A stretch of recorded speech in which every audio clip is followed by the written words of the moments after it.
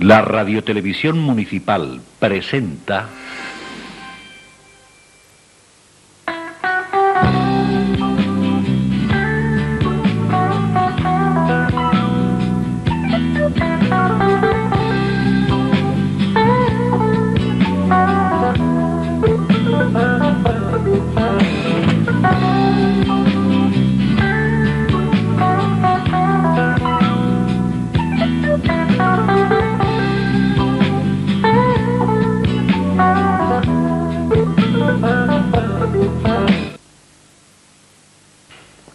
¿Qué hay de nuevo? Bienvenidos una semana más al programa La Hora de Juan Mellado, aquí en Radio Televisión Chipiona. El programa de hoy dedicado a una entrevista entrañable que grabamos hace unos meses en La Jara junto con el pintor, el artista Juan Valdés.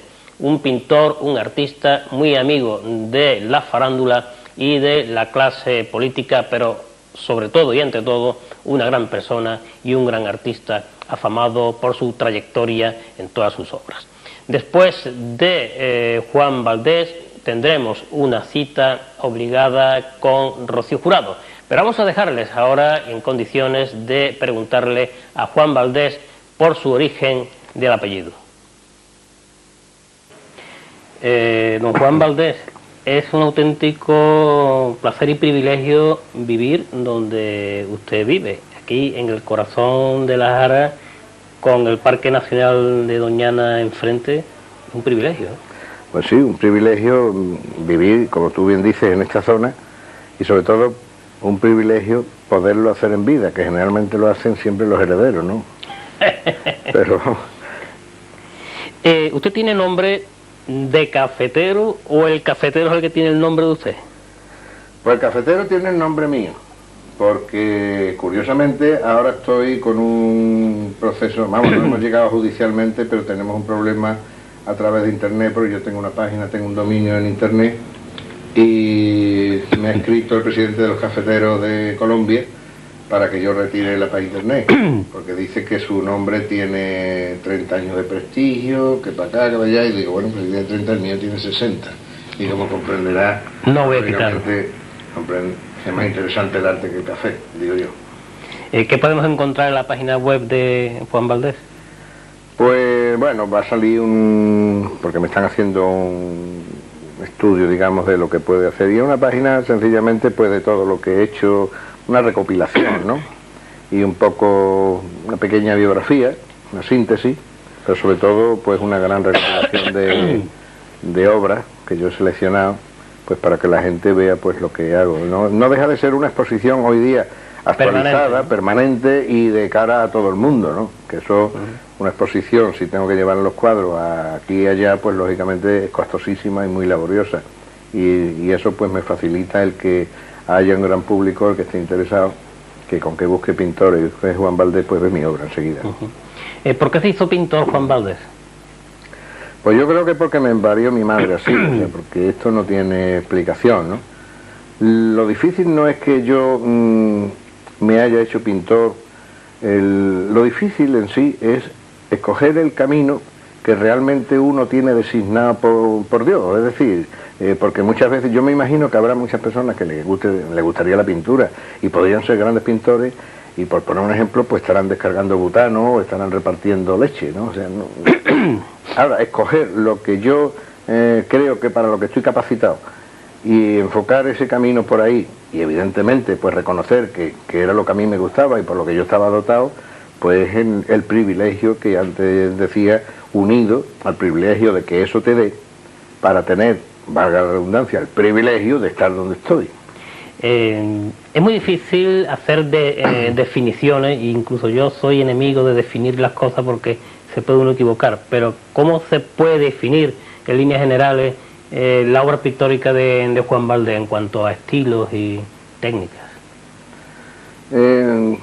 Los pintores, o los artistas en general, debemos ir evolucionando conforme nuestra porosidad, nuestra esponja de capacidad para ir asumiendo nuevos retos y nuevas orientaciones vayamos teniendo. y eso al mismo tiempo extrapolarlo fuera para poder desarrollar algo más que no la repetición.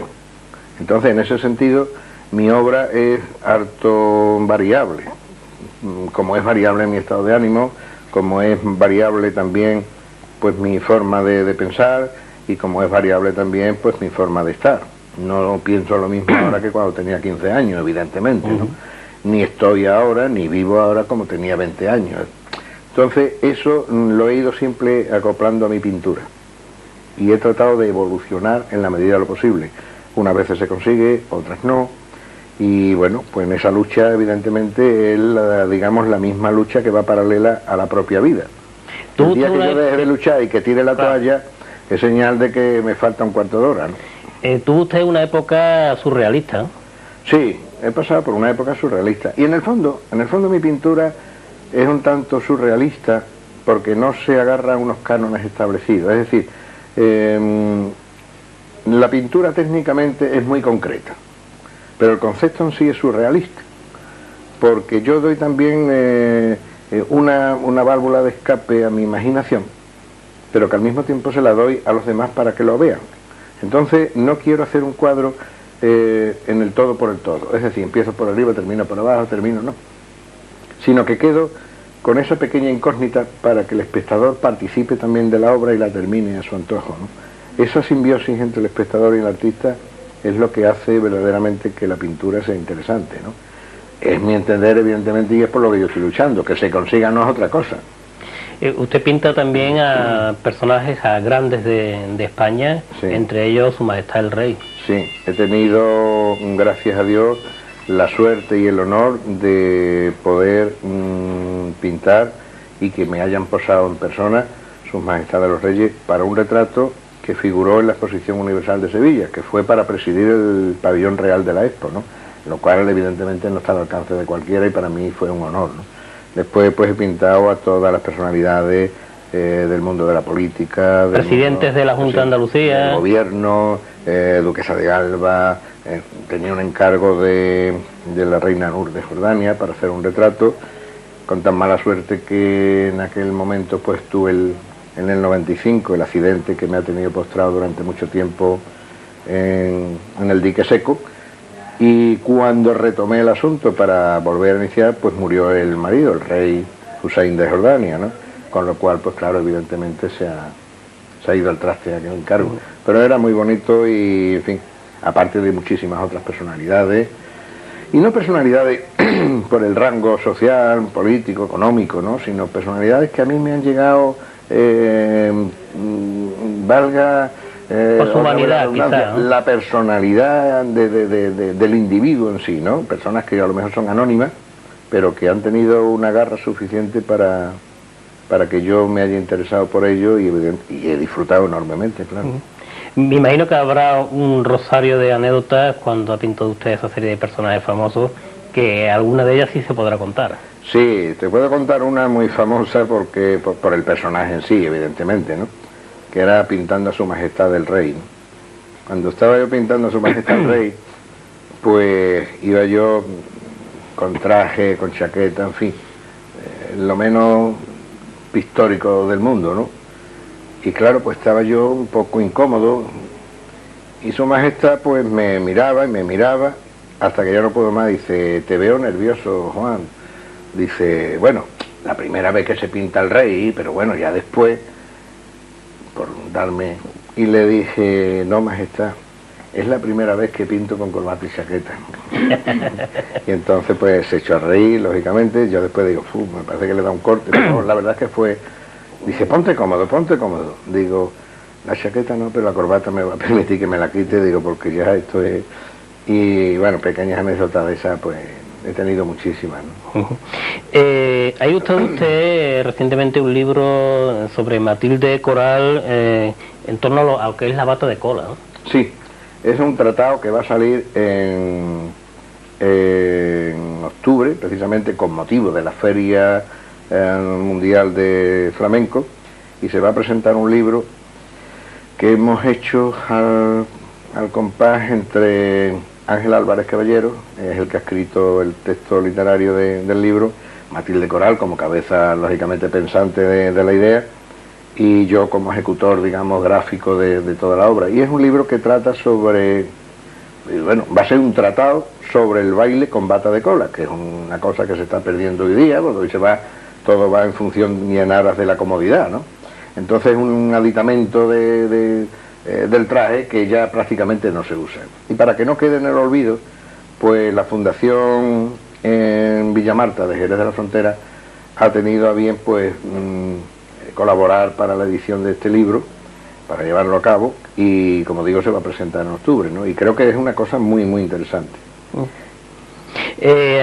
Según nos dicen nuestros asesores, ha sido usted muy amigo de Antonio Mairena, incluso trabajaba o viajaba con él, ¿no? Sí, bueno, Antonio Mairena era de los amigos llorados por mí, ¿no? Ha sido una persona que hemos estado muy vinculados en un concepto de amistad noble y grandísima, conmigo personalmente y con toda mi familia, ¿no? Y igual que con la suya, ¿no? Y era un hombre que me introdujo en el mundo del flamenco de una forma visceral, ¿no? Porque conocí a fondo todos los entresijos, el porqué, el cómo y el cuándo de las cosas del mundo flamenco. Y sobre todo porque era un hombre que, aunque daba la impronta de un gran distanciamiento, de quizás, digamos, en cierto aspecto parecía algo ególatra, ¿no? Sin embargo, conmigo, como lo conocía a fondo, pues era un hombre de una gran humanidad, de un gran conocimiento, con ese dominio que da la Universidad de la Vida, que difícilmente son estudios que pueden estar al alcance de muchos. Y era un hombre bastante ameno en su conversación, en su trato, en fin, la verdad es que lo pasaba muy bien. Y claro, pues estaba viajando, pues cuando no era Ceuta era Córdoba, cuando no Madrid, cuando no Málaga, en fin, conocía todo el mundo del flamenco en todos los entresijos, ¿no? Y he vivido una época muy bonita. ¿Y con Antonio Mairena aprendió usted a cantar o ya sabía usted cantar de antes? Bueno, a cantar como a pintar no se aprende, se lleva, se educa un poco, ¿no? Es decir, en función de ciertas técnicas pues se puede educar, pero las condiciones hay que tenerlas, ¿no? No, yo he sido un aprendiz de muchas cosas. Yo he sido un aprendiz de cantador, como he sido un aprendiz de tocar la guitarra, como he sido un aprendiz de pilotar aviones, como he sido un aprendiz de todo, ¿no? Yo he sido... De lo que he querido ser siempre oficial es de mi pintura, evidentemente.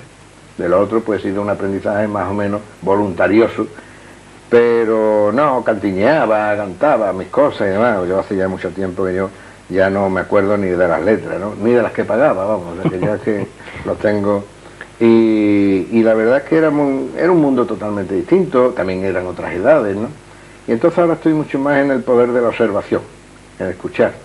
Ahora me recreo mucho más deleitándome con escuchar a fulano, a mengano, este cante o el otro, en el momento que quiero, cuando quiero, en fin. Antes era lo que se llama atiborrarse de flamenco, era acaparar, ahora no, ya lo voy haciendo con mucho más selectividad, ¿no?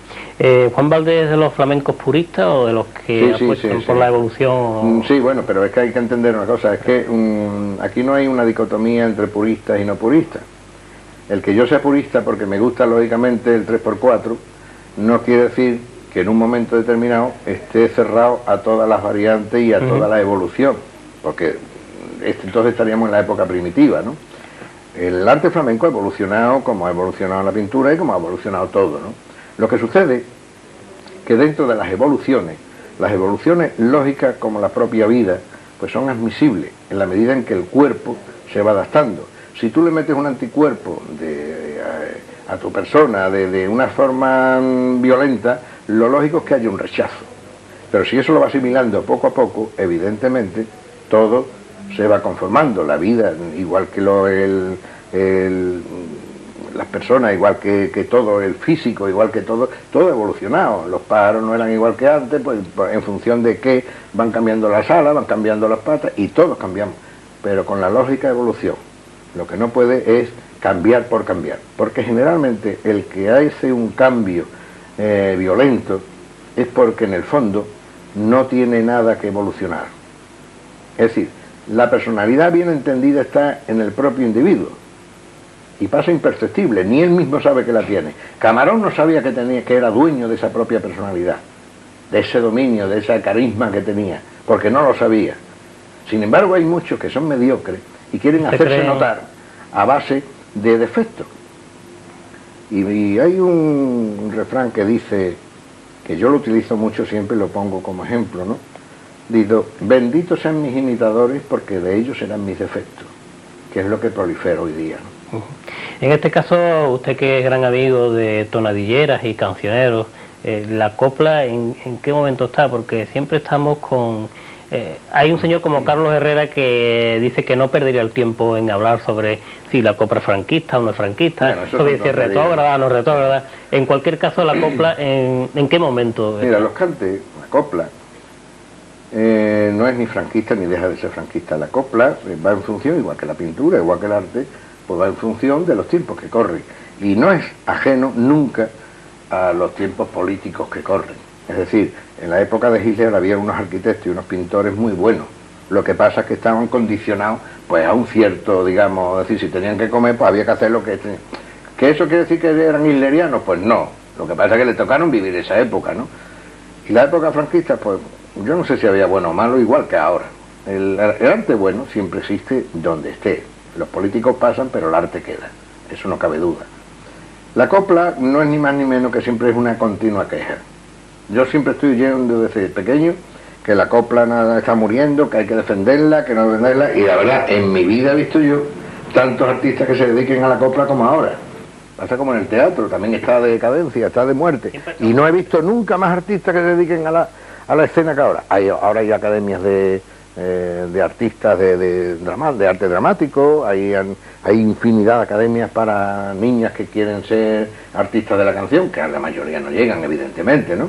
Pero que las hay, y eso existían antes pues con otra particularidad, que es que antes el pequeño que tenía ciertas inclinaciones, cierta vocación artística, estaba considerado como el loco de la familia, ¿no? Hoy día no, hoy día es una satisfacción que en la familia salga alguien que tenga inquietudes artísticas, ¿no? Entonces cambia el panorama. Por eso digo yo que en declive nada. Lo que sucede es que, claro, los que tenemos cierta edad tenemos como referente pues una serie de coplas, de letras, de música, que evidentemente pues difícilmente se superarán. Quizás sí, pero evidentemente pasarán muchísimos años que se supere pues Cinco Farolas o El Clavé o Un Capote de Grana y Oro, bueno, difícilmente, ¿no? Porque se conjuga un cúmulo de cosas, porque no simplemente tiene que ser la cantante, sino que tiene que ser también el que compone la música y el que compone las letras. Claro, esa conjunción es lo que da que salgan artistas excepcionales. Cuando uno de esos tres falla, pues evidentemente... Dejando a un lado la personalidad monstruosa de Rocío Jurado, de la que hablaremos luego aparte, y en relación con Chipiona, como artistas de la copla, Gracia Montes, Juanita Reina, Paquita Rico, ese trío, ¿cómo lo definiría cada uno y en pocas palabras? Bueno, para mí hay dos fundamentales, digo separando a Rocío, ¿no? Que son Juanita Reina y Gracia Montes. Las dos con una personalidad inmensa, ¿no? Paquita Rico es una artista más de cine que de la copla, ¿no? Como la copla, pues bueno, tenemos ahí lo de la Reina Mercedes y tal, pero bueno, ha quedado en un segundo plano, ¿no? Juanita Reina es inconmensurable, ¿no? Juanita Reina ha sido una artista que ha marcado una época determinada en todo y por todo, ¿no? Era una época de los espectáculos aquellos que iban por todas las ciudades. Y Gracia Montes, pues, aun siendo más cortita, digamos, en capacidad, digamos, musical, pero amigo mío, tampoco hay que dar muchos pases para que uno te guste, ¿no? Sino que eso digan a Curro Romero. Y Gracia Montes es punto y aparte. Gracia Montes tiene un cristal en la garganta y es algo especial, ¿no? Es algo especial, ¿no? Y luego, evidentemente, claro, hay que hablar de Rocío. Rocío Jurado es un monstruo, es una persona con una capacidad musical enorme, con un arco melismático de sonido como poca, y evidentemente hablar de ella, pues, y además estando en Candelero como está además, pues todo lo que se le diga es miel sobre hojuelas, ¿no? Tiene usted una relación, y ya entramos en Rocío Jurado, una relación muy especial con Rocío, son compadres, creo. Sí, somos compadres, bautizamos a un niño Manolito, el hijo de Gume Mestre y Loli, su mujer, y lo bautizamos en Chipiona.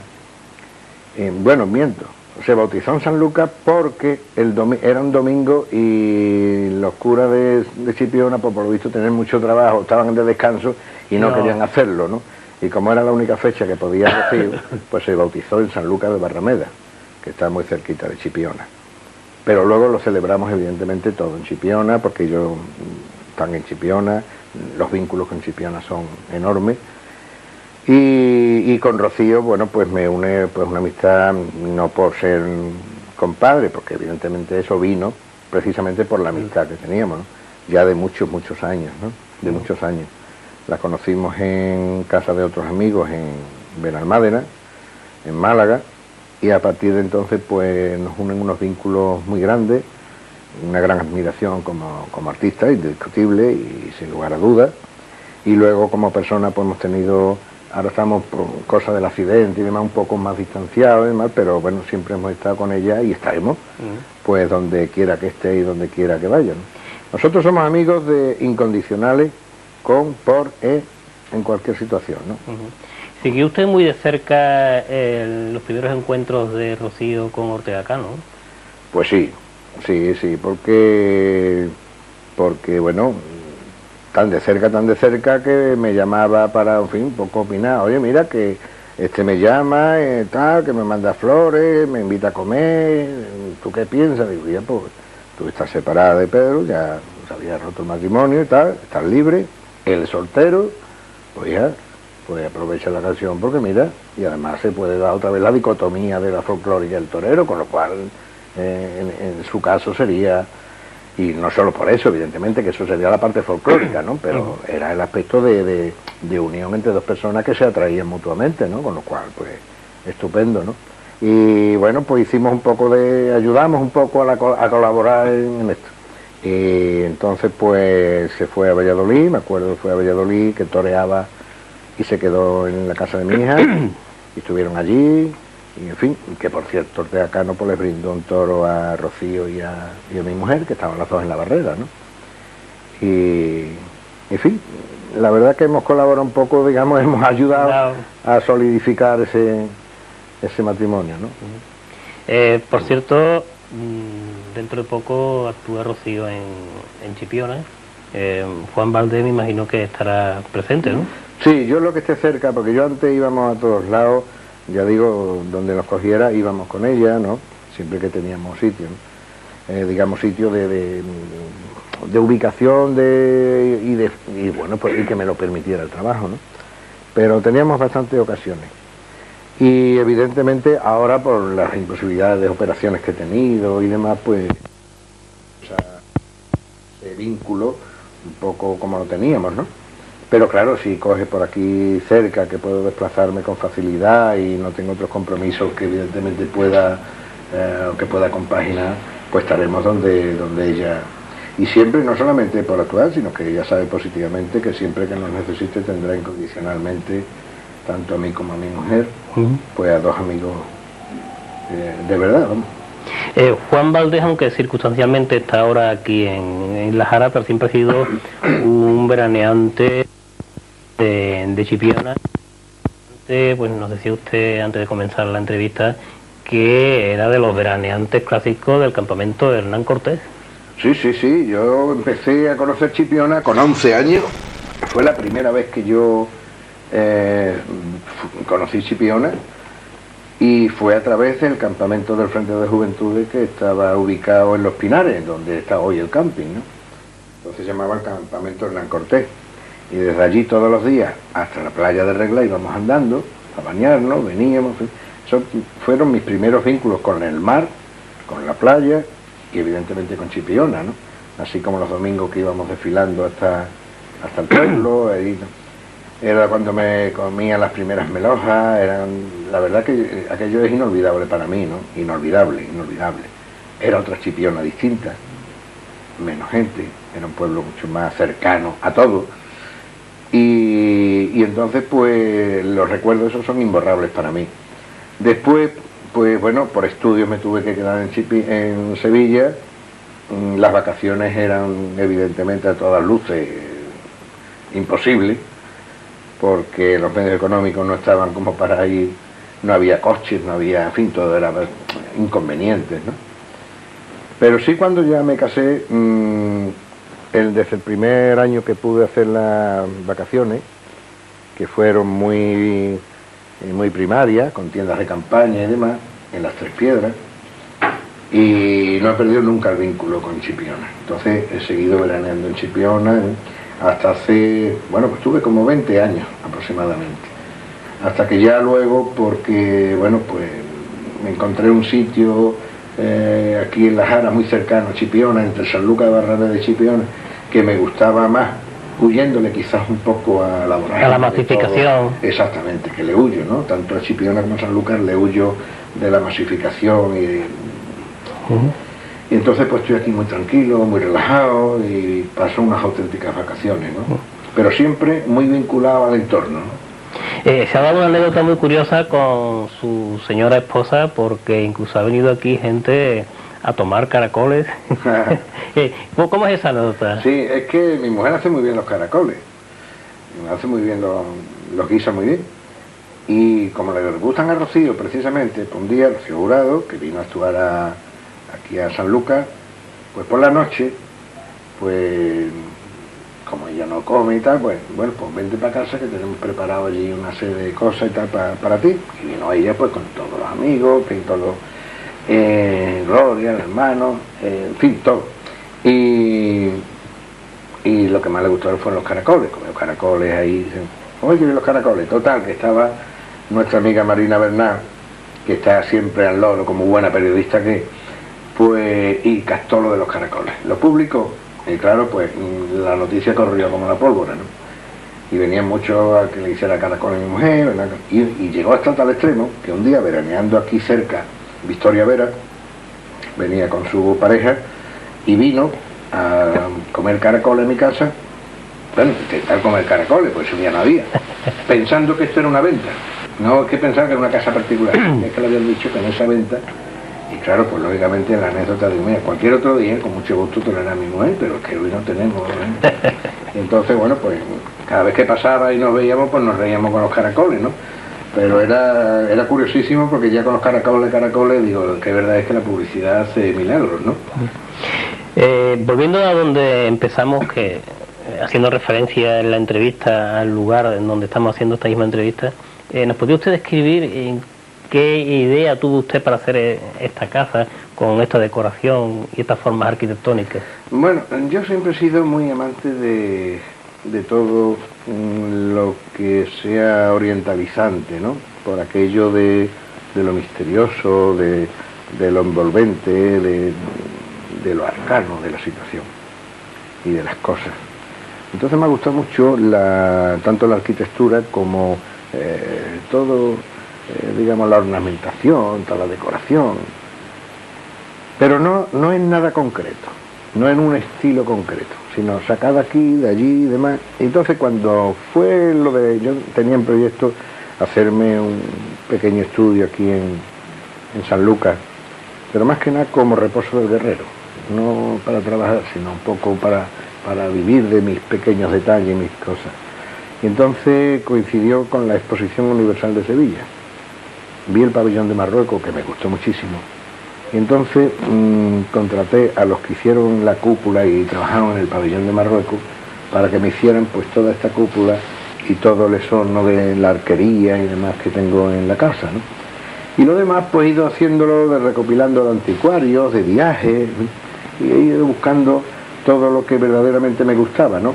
Hay cosas orientales, japonesas, chinas, son otras que son marroquíes, en fin, todo variopinto, ¿no? Pero que tengan una cierta unidad, no haya un desentono. Todo lo que haya que tenga cierta armonía, que sea de mi gusto, pero que tenga una línea, digamos, homogénea, ¿no? Dentro de una línea argumental, que eso por lo menos eso, ¿no?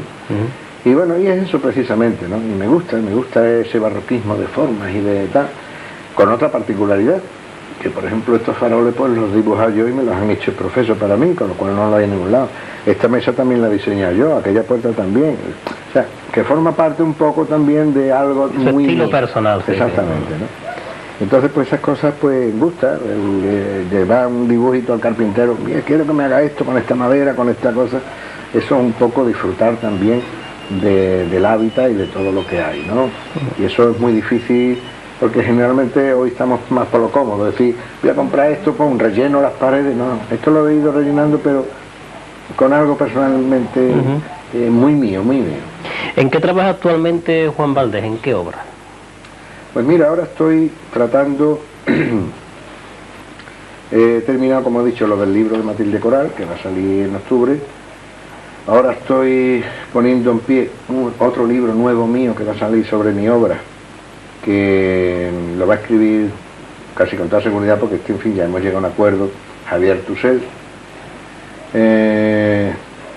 Hay una exposición en Madrid, retomarla de nuevo, porque esa exposición es la que se iba a hacer en el 95, que fue cuando tuve el accidente, una recopilación de toda mi obra.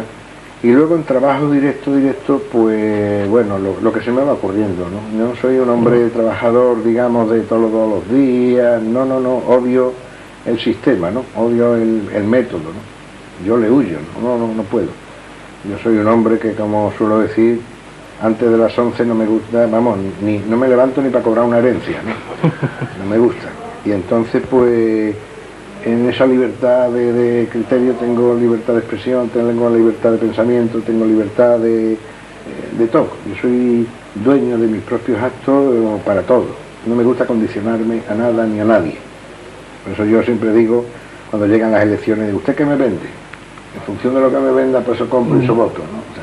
O sea, no soy fiel a nada en ese sentido, porque soy bastante analítico en cada momento, en cada cosa, en cada situación, ¿no? Y pinto, no puedo pintar lo mismo todos los días, soy muy anárquico. Para terminar, no queremos que se nos escape que usted también es actor y ha tenido un papel importantísimo, entre otras películas, en La Lola se va a los puertos con Rocío Jurado, sí, haciendo el papel de una persona muy importante en Andalucía, sí, de Blas Infante. Sí, eso fue curiosamente porque la directora, Josefina Molina, en el despacho del productor, vio un libro mío y hojeándolo vio una fotografía mía. Dije, hombre, pues este podría dar. Ese papel se le habían ofrecido a José Luis Gómez, el actor, por las razones que sea, pues no llegaron a un acuerdo, ¿no? Y entonces, al ver que yo podría dar el papel si a mí me interesaba y yo era capacitado, pues con esa me lo ofreció. Por esa inquietud mía siempre constante y ese anarquismo mío, pues tuve el atrevimiento de decir que sí, que lo hacía, que era capaz de hacerlo. Me mandaron el guión, fui a Aranjuez, que estaban haciendo unos rodajes, hice unas pruebas perfectamente y nada, para tal fecha nos vemos en tal sitio. Y entonces en el Casino de Jerez de la Frontera,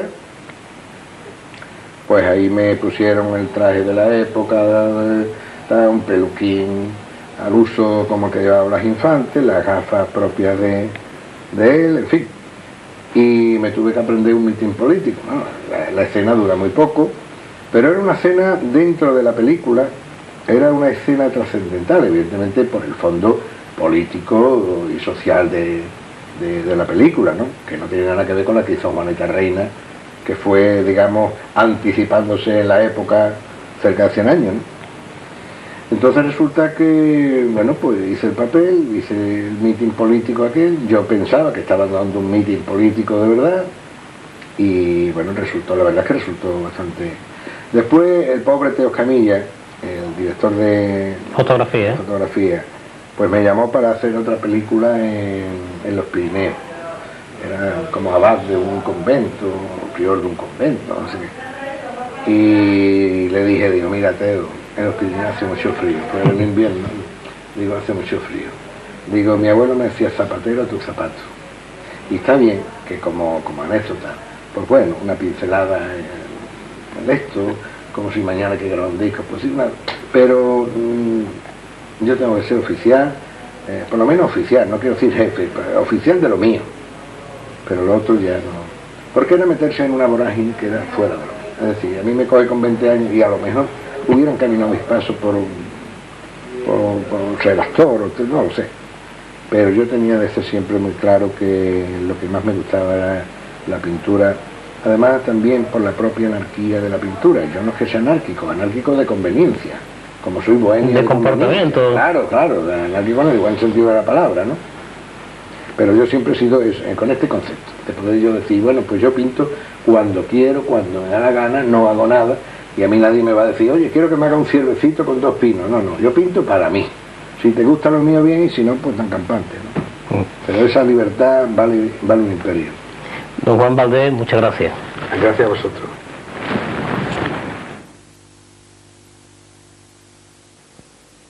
Ya lo adelantamos en su momento, al principio del programa, una entrevista con Juan Valdés, no podía faltar la aparición de su gran amiga Rocío Jurado.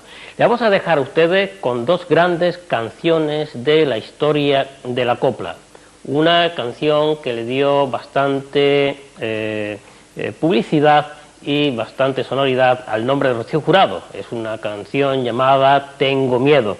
Y para finalizar, una canción que en principio cantara Juanita Reina, Callejuela sin salida, pero que luego también popularizara Rocío Jurado en su propia voz.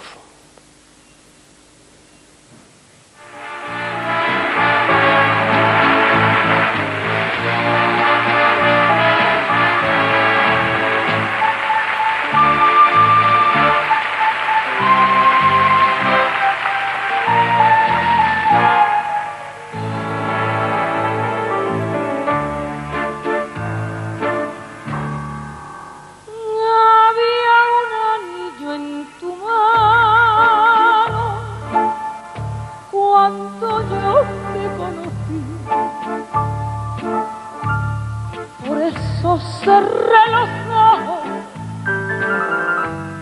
al escucharte decir, Serrana, yo te lo juro por la gloria de mi madre,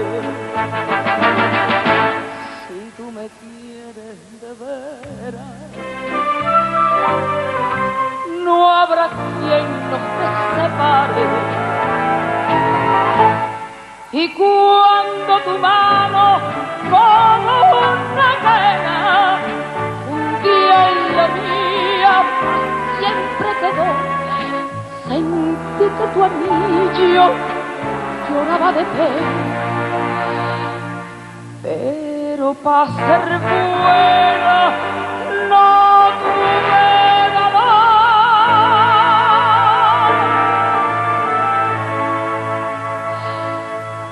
callejuela sin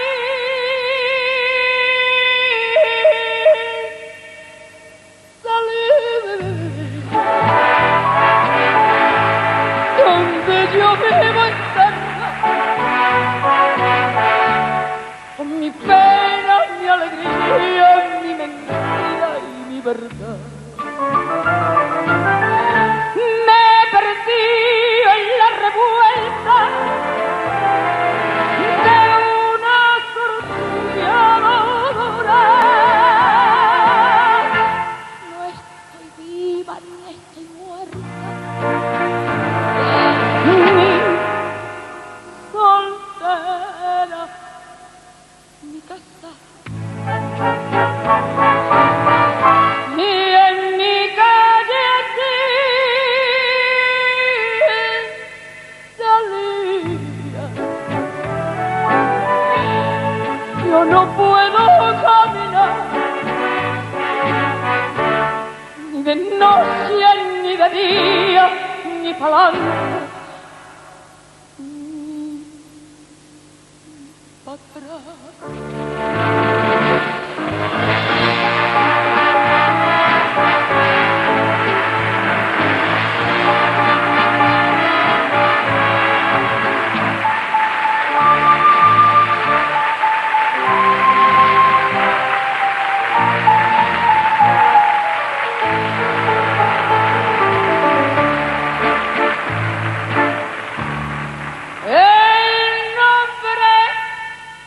Estaba escrito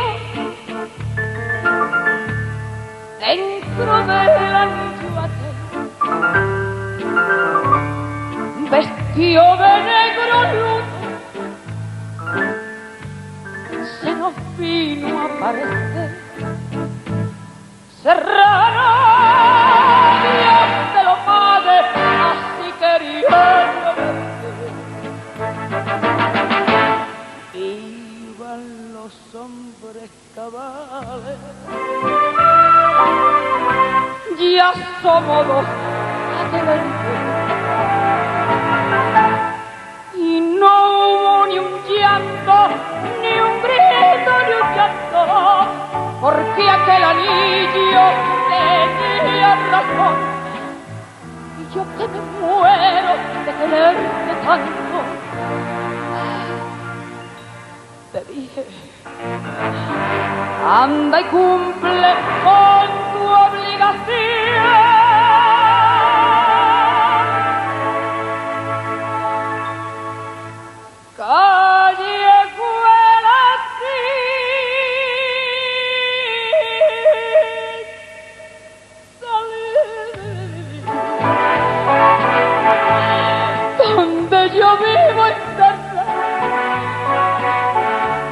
Con mi pena, mi alegría, mi mentira y mi verdad.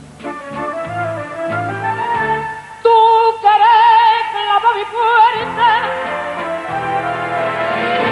no puedo entrar ni salir. No estoy viva ni estoy muerta. Sí, contigo.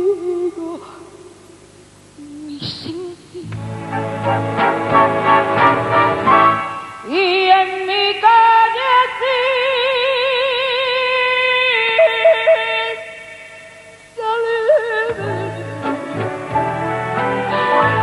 yo no puedo caminar, ni de noche, ni de día, ni palabra.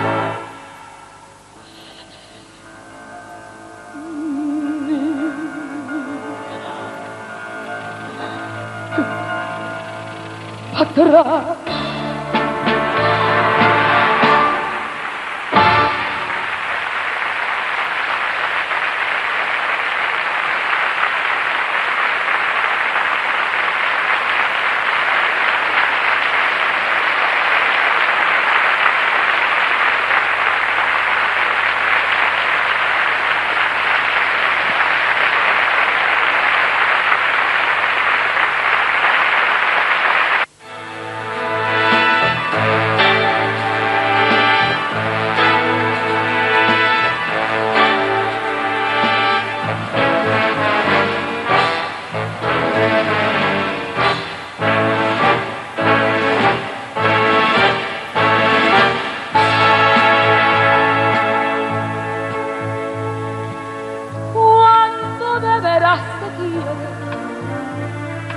El miedo es tu carcelero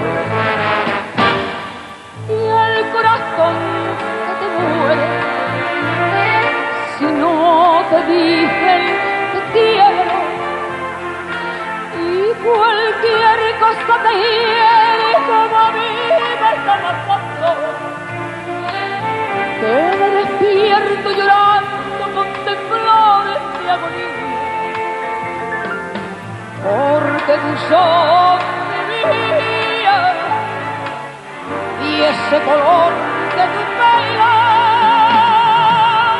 aún dormía me cansado y llano del alma mía. Miedo, tanto miedo, miedo de quererte,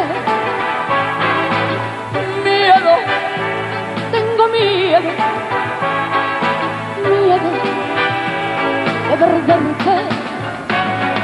Sueño noche y día que sin ti me quedo.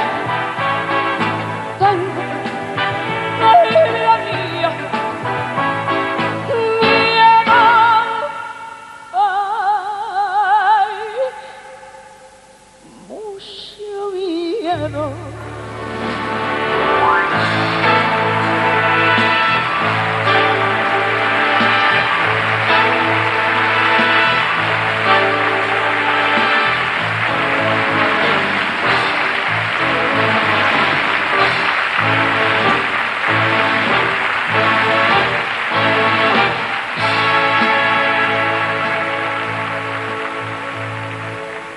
Tiemblo de verme contigo y tiemblo si no te veo.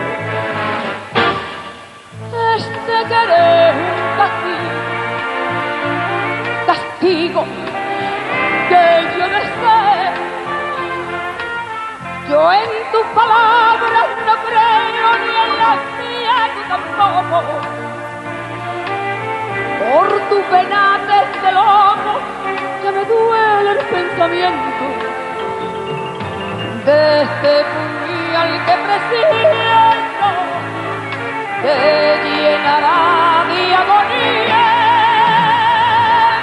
Tu alegría y mi alegría y gitano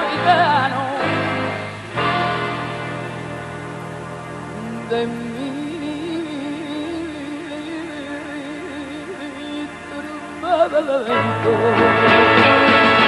Miedo, tengo miedo,